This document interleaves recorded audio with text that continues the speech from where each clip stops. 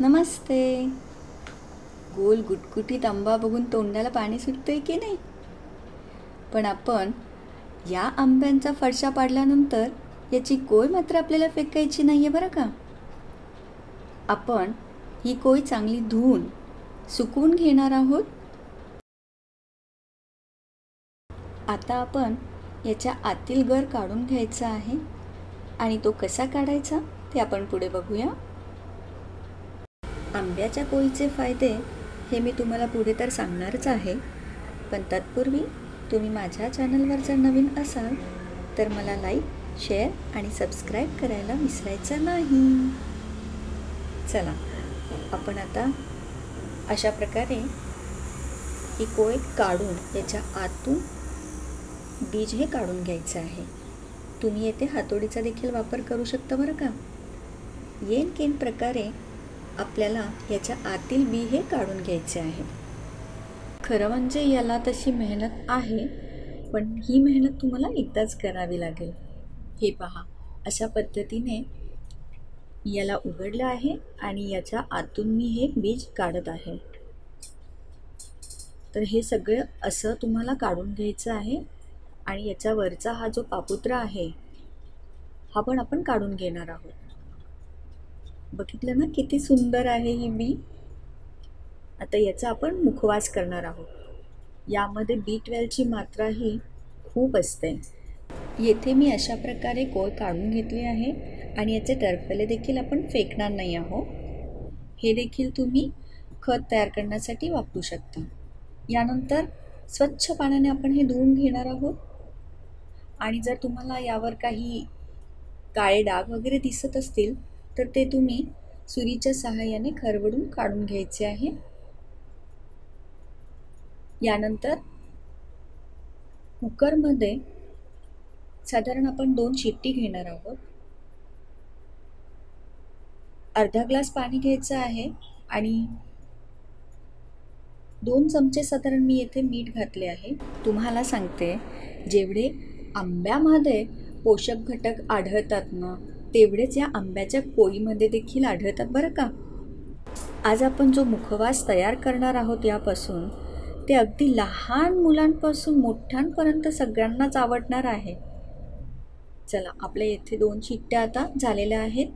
मी हे काढून घेतले आहे आणि आपण हे व्यवस्थितपणे कोरडे करून घ्यायचे आहे.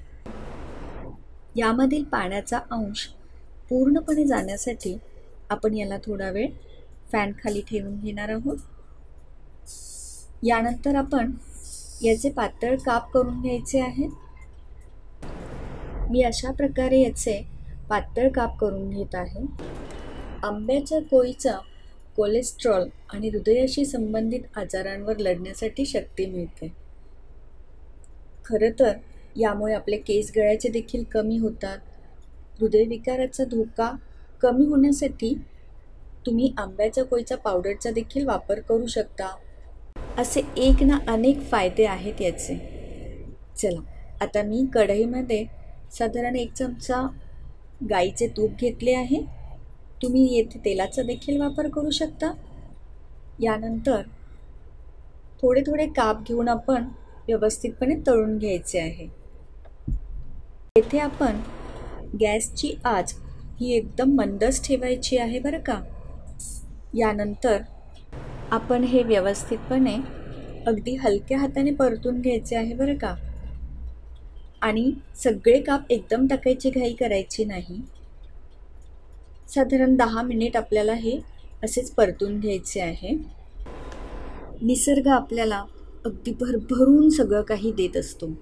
अगदी त्याच्या पानांचा, फुलांचा, फळांचा, खोडांचा सगळ्याचा वापर आपण करू शकतो आणि आपलं आरोग्य हे सुधारू शकतो. फक्त आपल्याला हे सगळं माहिती असणं जरुरी आहे. उन्हाळ्याची चाहूल लागली की आंबा, जांभूळ हे सर्वत्र आपल्याला बघायला मिळतात. तुम्ही माझी जर जांभूळची पावडर कशी तयार करायची ही व्हिडिओ बघितली नसेल तर ती देखील आवर्जून बघा. त्याची लिंक मी डिस्क्रिप्शन बॉक्समध्ये देते, नक्की बघा. तुम्ही बघू शकता याचा कलर हा आता साधारण गोल्डन ब्राऊन होत आहे. हे जेवढं तुम्ही क्रिस्पी कराल तेवढं खायला खूपच छान लागणार आहे बरं का. याला बनवायला तसा वेळ लागतो, पण खायला अजिबात वेळ लागणार नाही. हा मुखवास तुम्ही जेवणानंतर खाऊ शकता. खरं म्हणजे दिवसातून कधी पण किती पण वेळा खाऊ शकता. याला असे काही नियम नाही आहेत. चला, अशा प्रकारे आपले हे गरे तयार झालेले आहेत. तर मी हे टिश्यू पेपरवर काढून घेत आहे आणि गार झाल्यानंतर काचेच्या बरणीत आपण हे भरून ठेवणार आहोत.